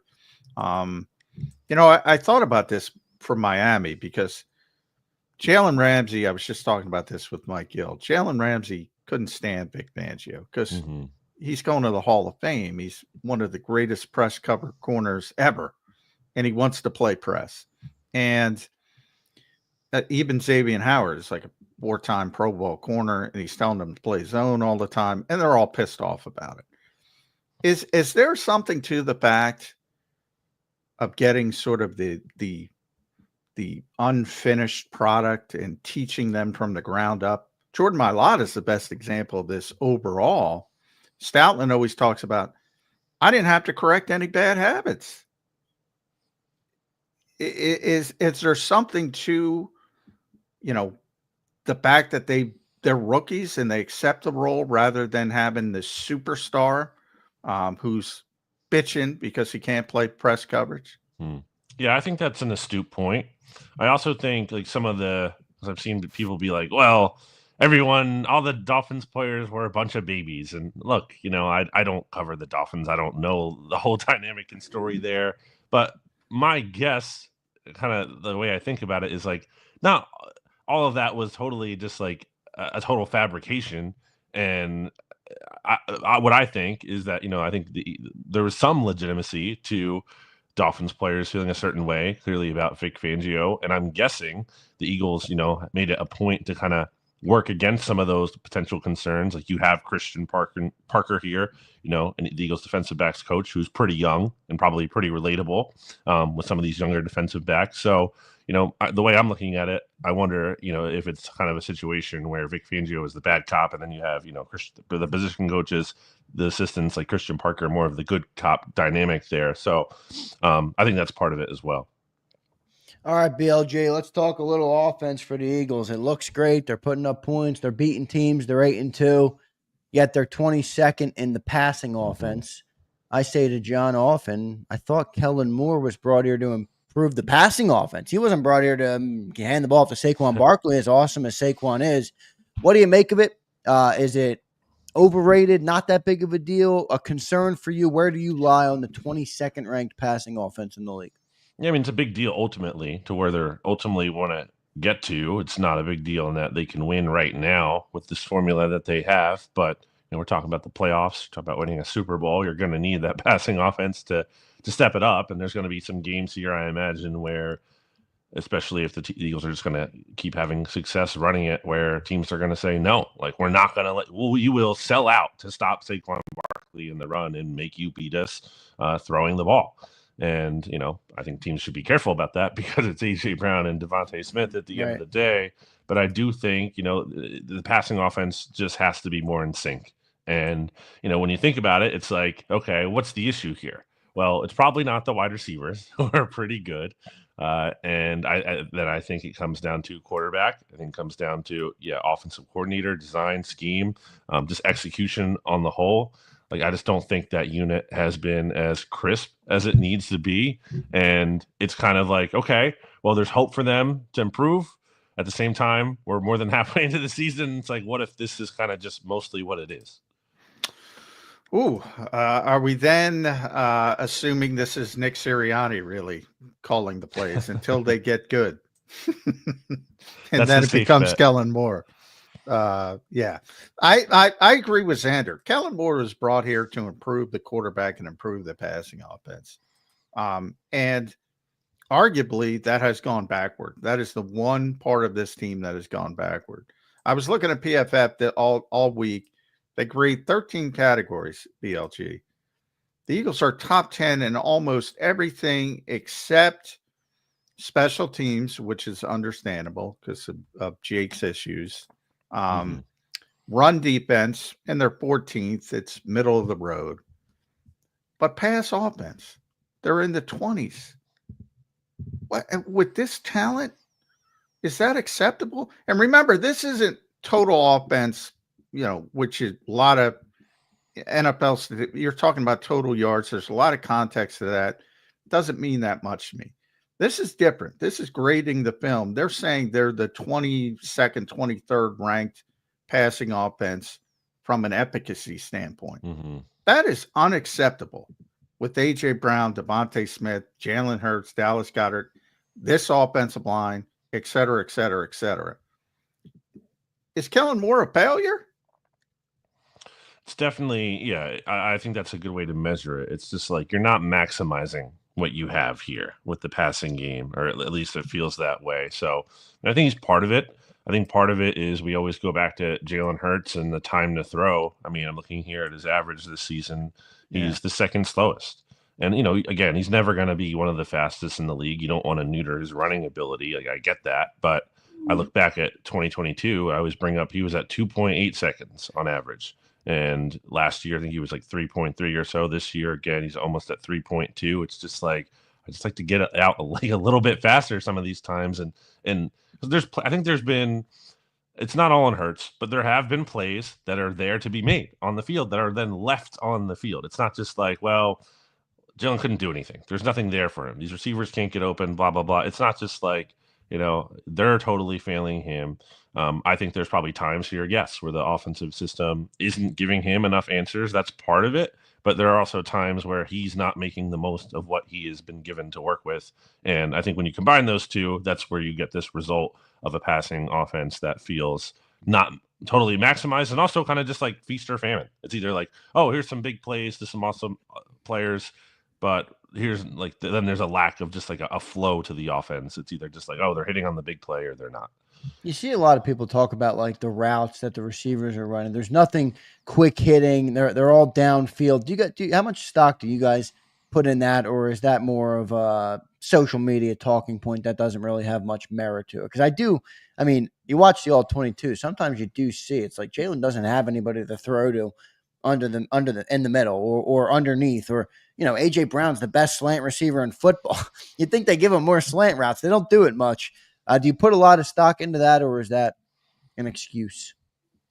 I think part of it is just Hurts a preference thing, right? Like, I don't think Hurts is like the best or has been the most willing, like intermediate ball thrower. It's either kind of like the short game or it's like, those shots down the field that he's really good at and he likes to take. So I think part of that's a preference thing. But I think the offense can look really good. Like in that Commanders game, Jalen Hurts hits Devontae on that slant there, and that's a big play. Like, I just think like when he makes those quick decisions, good things can happen coming out of those. I always go back to the 4th and 3 play where everybody lost their minds. Take the point crowd, and that play's there. A.J. Brown's open. If the ball, to your point, BLG, comes out on time, that play's there. And it's either a touchdown or they're, down inside the 5-yard line, and everybody's happy. And then you talk about last week, the little dump off to Saquon Barkley. Part of the reason why nobody was near him is because they don't expect that. And they're like, well, they're not going to dump it off. And he makes one guy miss, and he's got a 40-yard gain. So you see some of the effectiveness if you just take those little things versus always trying to find the bigger play. I think there's too much of that. But to expand that out further, if they play like that, and they're a very good team, and let's be honest, I'm nitpicking. They're a very good team, top 5 team in the NFL, one of the legit Super Bowl contenders. Can they win a Super Bowl playing like they're playing right now? If everything stays the same, they're just run heavy, can they win the Super Bowl playing like that? I mean, I have a hard time believing that when it comes to just like beating the Lions. Look at that offense. It's scoring a lot of points. And I don't think the Lions are going to drop 52 on this Eagles defense, but they're going to put up a lot of points. And I feel like there's going to come a time, and that might be a shootout of a game. And that's what I wonder. Certainly I've seen Jalen Hurts, be in shootouts before. He was when the Eagles were last in the Super Bowl. And he played an amazing game in that game, obviously. But yeah, I think what it comes down to is, like, again, what this passing offense really should be, and the fact that there's meat on the bone here. There's more opportunities that they just can't keep leaving these plays on the field. BLG, Rams this weekend. How do you see this matchup? The Rams started very slow. They were plagued a little bit by injuries. Now they're 4-1 in the last 5. win over the Seahawks, and I think they beat, who else did I mention? They beat the Vikings as well in that period. Kind of emerging, finding their rhythm a little bit. How do you view this matchup from afar coming into this game? Yeah, really interested to see how this Eagles defense, which is known for, being kind of like the anti-Sean McVay defense, Vic Fangio versus Sean McVay, how that matches up. He didn't take my bait yesterday. I tried to get him. BLT. He's like, yeah, it's been 6-7. Like he doesn't remember. But Matthew Stafford's coming off his best game of the season. He had the 4 touchdowns to 0 interceptions. Obviously, to deal with Puka Nacua, to deal with Cooper Kupp here. Stafford is getting rid of the ball. We talked about average time to throw earlier. The 3rd fastest in the NFL, just behind Aaron Rodgers and Kirk Cousins. I think also Stafford hasn't run at all. So he's really just in the pocket and getting rid of the ball, making quick decisions. And I'm really interested to see how this Eagles defense holds up against that, especially when they had one of their worst games earlier this season, obviously, when Baker Mayfield was just getting rid of the ball in a flash down in Tampa back in week 4. So really interested to see how this Eagles defense holds up against Stafford, who I think is playing pretty well. And then also, again, these 2 wide receivers and how the Eagles match up against them. Obviously, we would expect to see a lot of probably Cooper on Cooper in the slot there. But also they move Puka Nacua around, and that's I think that's really the big interesting matchup. Yeah, Puka Nacua is an interesting player. Now I think he's banged up again. We'll get a better indication of where they are health wise because he's had the issue, and I think he keeps getting hurt a little bit. So, but he's this big. I think a lot of people don't realize he's this big physical receiver. He's important to their running game. That's a big thing with the Rams. Their receivers have to block, and he's really good at that. I know Britton Covey swears by him. They're good friends. Always talks about him, how good he is, how effective he is. He can do a lot of different things. In a lot of ways, I look at the rest of the schedule, and this is not the best team the Eagles will face by any stretch, BLG. But I think it's the one that could give that defense the most problems. Even talking about Vic's history against Sean McVay, Bill Belichick copied it, Super Bowl 53, shut him down. But because of those receivers and the quarterback, I think this is the team where you can't just they spooked Jaden Daniels last week. He didn't even look outside the numbers. He didn't know what he was singing. You can't do that to Matthew Stafford. He's seen everything. From that standpoint, do you see this as one of their bigger tests down the stretch of the season? Yeah, I do. And it's really I think a sneaky important game. Because you look at it and it's okay, it's the 5-5 Rams. It's not necessarily a must win at first glance, but first of all, who knows if the Lions are even ever going to lose again. They have some tough games coming up, but they're really good. So if you're hoping to catch them for the 1 seed there, really you might just need to win. Winning, And then this game again, especially because if you come down to the common games tiebreaker, which could be a factor if the Eagles and Lions have the same record. The Lions already beat the Rams earlier back in week 1 this season. So if you lose this one, it's going to be tough. It's going to be tough sledding to catch the Lions at that point, especially for that 1 seed. So, I just think it's a really important matchup as well. Zander? Oh, my bad, John. I thought you were following up there. No, I can pop in if you want. I wasn't paying attention myself then, Zander. No, I was doing a little production on the fly here. BLG, they got a lot of good rookies too on that defensive line with Jared Verse and Fisk, who's supposed to be their I'm not going to say Aaron Donald replacement, but the guy they drafted to put on the defensive line. Interesting matchup from that standpoint. Do you think the Eagles have an advantage there on the lines? Yeah, that's kind of been, I think, the strength of this Rams defense. It's not really, they're not good for sure as a whole. They're not this, dominant unit. Only 6 teams have allowed more yards per play this season. 9 teams have allowed more points per game.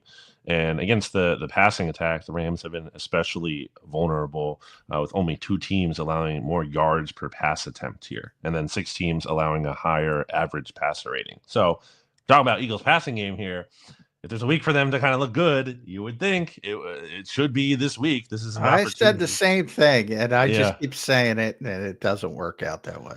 It concerns me. Yeah, no, not a guarantee, but like if that's something we should say before the game, because then we can measure it against the performance from the game and say, hey, this is a problem, that this was an opportunity for this Eagles passing offense to really do something here. And look, Jalen Hurts looked good. I think he played one of his better games last year in LA. That was a really good game from him. So, there should be an opportunity here for this offense, passing offense specifically, to get going. Yes, that, Rams defensive line, despite the fact that Aaron Donald, who never really had much success against the Eagles with how they game planned against him anyway, is no longer there. But that unit will, I think, be, the unit that will challenge this Eagles offense. Jason Kelsey used to talk about that, though, and I'm glad he did, BLJ, because he said, yeah, you don't know, man, how much we did to stop that guy. So I think a lot of Eagles fans puffed their chest out, rightfully so. Yeah. And I bring that out because I got a lot of chest puffing about Quinyon Mitchell this week. I don't know if you're getting the same thing over at bleedinggreennation.com, and make sure you read BLG there and his tremendous staff. But, boy, the last thing I want to do is bring down Quinyon Mitchell, because he has been an amazing rookie corner. But I've gotten so much, this is the best corner in football this week. I'm like, whoa, we're skipping a lot of steps here. Am I being too hard on Quinyon Mitchell, or are this is the best corner in football people skipping those steps? Well, yeah, I think best corner in football is a little too gaudy. I think, it's all relative to expectation, right? For a rookie to be playing this well, if the feel of it is so special, because it's just phenomenal. You just don't expect, it's not even a guarantee this guy was like starting this year, especially with how the Eagles were using him in training camp. And for him to go from that to being like, at least kind of like a Pro Bowl kind of level, maybe defensive rookie of the year. Big game for that, by the way. Not that like Quinyon Mitchell and Jared Verse go up against each other directly, but if one of those two players has a big game in the same game against the other candidate, well, like let's say, Quinyon Mitchell has a pick 6 in this game and Jared Verse just kind of kept quiet. Well, I think that'd be kind of a big boost for his stock there. By the way, I wouldn't even dispute him being, I don't think he is, because you need, at this point, as you said, I think to win those awards, you need, as a corner, to get some interceptions. He hasn't gotten them yet. So if he gets a big pick 6 game against maybe the other big contender, I agree with you. But I wouldn't even if he doesn't have, I think he's been effective enough to be in that conversation to be defensive rookie of the year. I think people don't realize, like I brought up those zone stats, like the Eagles play a lot of zone. Yeah. Like he's not out there locking down people, and he's not prime Darrelle Revis here. Yeah, I think that's what I'm getting. I think people think he's Darrelle Revis. Good comparison, and I'm like, yeah, this is a very, very zone heavy team, and he's doing a phenomenal job. A lot of times, I think it's more difficult for young corners to play that much zone because there's so much communication and so many opportunities to make mistakes versus, pointing at just one receiver and say, go cover that guy. So there's tons of positives. I feel the need to push back when people just go too far. And I'm like, let's give the guy, it's great. Let's enjoy how good it is for a rookie corner to be playing this well.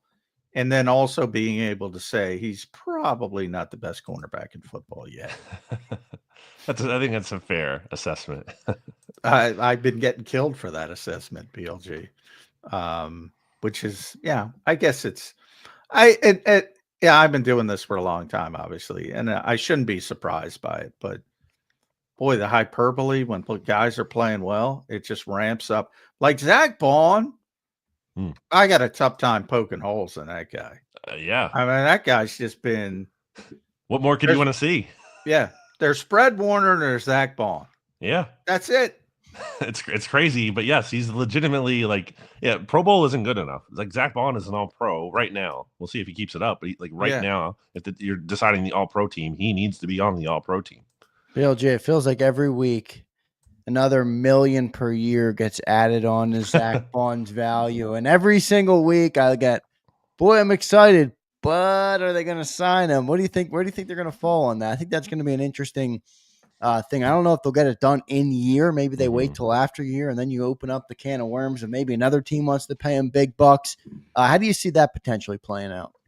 Yeah, I mean, my thing has always been like, it takes two to tango. And if you're Zach Baun, this is your first opportunity in your career to hit the market at, more valuable than you've ever been. And probably his last, if we're being real. I mean, he's going to get a 2 or 3 year deal. He's going to be up to 30. That's when that's not his prime time. He's 27 right now. Good point. Yeah, absolutely. Yeah. So, from his side, like, he doesn't necessarily need to rush here. So, yeah, I think it'll be really interesting to see what his market would be, just because of how, I'm sure some teams might view him specific to what the Eagles have done with him.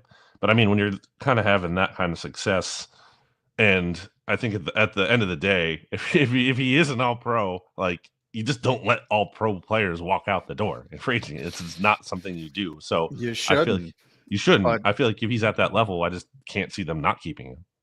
I'm still fearful. Like, if he gets to over 10 million, if he continues to play at this level, I can't imagine he's getting anything less than 10 million, and it might go way up from there. Mm-hmm. And typical Howie thinking at that position is, oh, we got Jeremiah Trotter waiting in the wings. You can overpay this guy. And a lot of people bring up Saquon, BLG, but here's where I differ with Saquon. As you know, there were always outliers for the Eagles thinking at running back. They loved Christian McCaffrey in 2017. They loved Bijan Robinson coming out. They weren't going to take him top 10, but if he had fallen a little bit, they might have considered moving up to get him in the early 20s, somewhere in that range. They've always had outliers at running backs, whether people knew it or not. I've never heard of an outlier linebacker for this team in this era. I've never even heard a whisper of, oh, but we would do it for this guy. That scares me a little bit, because I just think they don't believe in paying this position, and it makes no sense. Every good defense in this league has a big-time linebacker, including the Philadelphia Eagles. Yeah, and Vic Fangio has been saying that as well. And I think Vic, he's not the GM, but I do think he has influence and will certainly be beating the drum for Zach Baun to be here.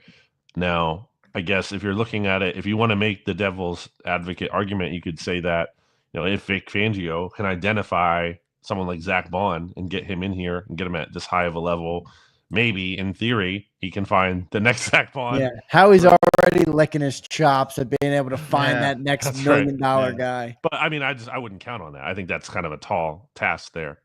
Yeah. Well, even Vic admits that. I mean, he's like, he didn't know. He just thought. But if you look at the impact, it's so, Fred Warner obviously being most notable. Ironically, Bobby Wagner's having a great year. Mm-hmm. All of a sudden, you talk about Detroit, all of a sudden Jack Campbell's playing great. They got a lot of criticism for that pick. Yep. And all of a sudden he's playing great. Minnesota's got Blake Cashman, who they're like, Minnesota's 8-2. I think they're 7-0 with Blake Cashman. He's like their AJ Brown. They don't lose when he's on the field. Obviously, they have one of the better. I'm trying to think of the other good defenses in this league, but you get the point. Even Houston has Al Shair. He's a very good player. And Devin White. Hi, man, Devin White.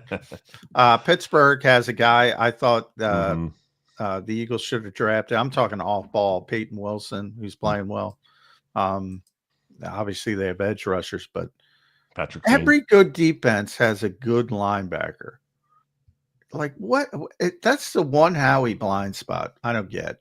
Now, the Eagles, and even the Eagles, when they had Now, they got it in an unconventional way, but TJ Edwards was playing at a very high level when they went to the Super Bowl. He's got to recognize you need a linebacker, doesn't he? At least one, I think, too, right? Like, you know, and it wasn't just TJ, too. I mean, Kaiser White obviously had a great year as well, or like good year. Certainly better than solid. He was a solid player. Way better than what the Eagles had the next year. Yeah. You know, last year. Yeah. So I think like, at least one. I think that kind of has to be the baseline. Maybe it's like maybe you don't have to pay the resources for 2 stud linebackers, but like maybe have at least one and kind of figure the other position out. They're keeping Nakobe and they're letting Zach walk. Is that what you're telling me, BLG? I mean, I don't think that's the move. I think again, if you have an All-Pro, I don't care. Like you have to make it work somehow. I agree with you, man. I don't, and I'm with you, John. I don't get how he's a smart guy. Like it's one thing, you know, even the running back thing. I understood that. I'm like, okay, I can understand why he doesn't want to pay big money. A lot of times you can get production out of, you know, late round picks or cheaper guys. You know, I don't get it. All the great defenses have great linebackers. Why is it so devalued in Philly? I don't know. We'll see what they end up doing. BLG, thanks for joining today, man. Any final thoughts on this game before we get to the weekend? A Sunday night matchup in LA. Back-to-back years, Eagles go to SoFi. Yeah, again, sneaky important game. Really interested to see how the Eagles look in this one. They it's kind of a nice spot for them in the sense that the Rams, they played on that Monday night game against the Dolphins. They lose that. They have to fly across the country, play the Patriots, fly back to LA. So, you know, they've kind of had a bit of an interesting travel schedule here, whereas the Eagles are coming off this mini bye. Obviously, and it's a home game, too, for the Eagles. I was going to say, there's going to be a lot of Eagles fans. Last year, you know, that was a factor. They had to go silent count. I'm sure the Rams are going to have to go silent count again in their own building. So also interested in the kind of like the X factors in this matchup. Yeah, that's crazy to think about. BLJ, thanks for joining, man. We appreciate it. Make sure you guys follow BLJ on X at Brandon Gouton and read all his work at Bleeding Green Nation. Are you on Blue Sky yet? That's BLG? Right. Yep. You can find me on there as well. Yep. All right. Yep. All right. Getting some Blue Sky love today. This has now become part of the promotion of the guest, this Blue Sky. I'm out on Blue Sky, everybody. BLG, thanks for joining, man. We'll talk to you guys. Soon. Thank you. Thanks, right, bud. Yeah. Good stuff from BLG there. John, what's up with back-to-back years at SoFi, by the way? Like, why'd they do that? It's one of those things where the schedule's basically mapped out years in advance. So sometimes you have these depending on where you play in your position. And I forget what the Rams were last year, but it works out like that a lot. Where, you know, if you're a first place team, you play first place teams, or second, vice versa. All these things are mapped out years. That the only questions are now with the 17th game, you have the extra. Who's going to have the home game? They've made that. Well, we lost it this year with the freaking exactly Brazil game. Well, yeah, but and that could have hurt the Eagles, but they won the game. If you win, nothing hurts you. Right. If you lose, believe me, that would have been a big loss. That Atlanta game might come back to bite him, John. That Atlanta game might come back to bite him if Eagles are, you know. Well, when you talk about the number 1 seed, but if you were, you know, if you lose to Green Bay, you're probably talking about, you know, they still might win the NFC East, but then you start talking about Green Bay being. I'm talking about the 1 seed. I want the 1 seed, John. If the playoffs then you just got to keep winning. Philly, we're in a different position going into the playoffs than if we're going on the road. I'll say this about Detroit. They've already beaten Minnesota and Green Bay on the road. Yeah, they are a good road team. And, you know, they're even better at home. So I wouldn't, if you want the number 1 seed, you're probably hoping for one hiccup. They play San Francisco as well. You got to keep winning. You got to keep winning. You got to keep winning. I mean, the Lions they got some games though, dude. They got the Packers still. They got the Bills still, and they got the Niners. I mean, the Bills still. Packers are no walk in the park, and the Niners, and they play them. I think 2. Well, they have a tough schedule because they were a first place team, and they get to play. We play first place teams. I mean, right? You know, and then you play one division, obviously outside. So everything's mapped out years in advance. And you can kind of when the schedule comes out, basically I talk about it all the time. It's logistics. You already know who they're playing, and you'll know the Eagles schedule. Basically after week 18 ends, you'll know what year are we in? 2025 schedule. As soon as week 18 ends, you'll know it, basically. Yeah. Should be interesting stuff. John, just a couple minutes here left today on the show. Birds 365. Big thanks to everybody. We're 18 likes away from 150. Can we get there? 18 likes in 3 minutes. Can we do it, everybody? We still got over 450 in the chat. Come on. 18 likes. Come on. Johnny Mac, any final thoughts on what's on the agenda today for the great Big John Wednesday practice. Nick Sirianni's talking 12:10ish. Practice is not till 3:05. Jalen Hurts will talk after 5 o'clock, most likely. So if you want to stick around for that, 5 p.m. presser. 4:45 is Johnny Mac. 4:45 is when the locker room opens, and Jalen tends to take a little while. So it'll probably be after 5, but it'll be somewhere in that range. Yeah, it's a pain in the ass, but it's all Vic's fault. It's his reason they practice in the afternoon. He likes to he likes to be able to prepare for practice, and it doesn't surprise me one bit that Jalen takes a little bit to get out of there. It seems like everything Jalen does is like slow motion. Jalen Hurts. Yeah. Well, as you know, after games, when I'm always waiting for Jalen, he goes last, and it can take some time. Yes, it can. Keith Johnson checks in. Keith, thank you, brother. 149 likes everywhere, by the way. So one more. That's good stuff right there. You guys jumped on it. I appreciate that. Keith Johnson says, Johnny Mac, great insight on Q. Let's enjoy his success. I like that. Good comment. Oh, boy, I've been getting killed for my takes on Quinyon Mitchell because I refuse to say he's the best cornerback in football. Yeah, I mean, come on. I think anybody who's rational knows that you can't go there's there. a lot of irrational people. I think the Birds 365 community, John, is not so irrational. We have smart fans here on JAKIB. He's a very good rookie corner, tremendous rookie corner. But just understand, the Eagles play a shit. As I gave you the numbers, they play a shitload of zone. So when you see lockdown this, Guantanamo Bay, I get all that. I'm like, come on. I mean, do you want to be lied to? They didn't play one snap. Yeah. I think some people want to be lied to. They didn't play one snap of man coverage until the 8th drive against Washington. Not one. Not one. And by the way, in a lot of ways, it's more impressive, as I said, because of the communication aspect. Like a lot of times it's easier for young corners to be able to just point at a player and say, all right, you got this guy, just stick with him. But that's not what the Eagles do. So all those, he's not locking down people. He's playing within a great defensive system. And he's playing good. You're not saying he's not playing good, He's but playing tremendously. He's playing tremendously. He is not a lockdown corner. And by the way, Darius Slay was a lockdown corner early in his career in Detroit. Darius Slay isn't like, you're not allowed to be a lockdown corner in this defense because you're playing so much zone. Dirty Air wants you to name a quarterback better than Q. Name a cornerback better than Q? Right now, this year. Pat Surtain, Marlon Humphrey. Dirty Air.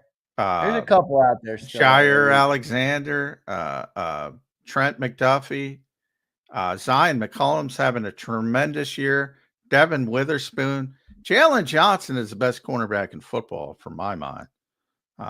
He's on Chicago, so people don't care. A lot. A lot are asked to do more.